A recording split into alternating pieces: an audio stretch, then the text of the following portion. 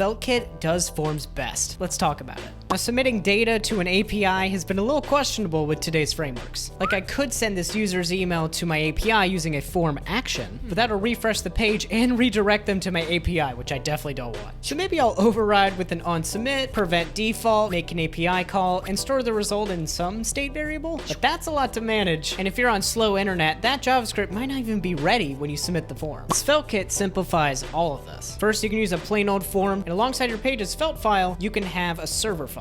This exports an action that'll receive the data from this form. You can treat this like a plain old Express endpoint to do whatever logic you need. Now, if you've heard of Remix, this is almost the same, just split into two files. But the real power is handling multiple forms. So if you had another form on this page to submit a comment, you could assign names to each of these forms. So on our server, we could change that default action to newsletter. We could add another comment endpoint alongside it, or any other endpoints we need. I do weekly videos, so subscribe to learn how